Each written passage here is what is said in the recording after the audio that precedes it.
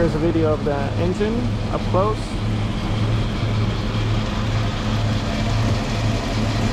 No shaking. No misfire.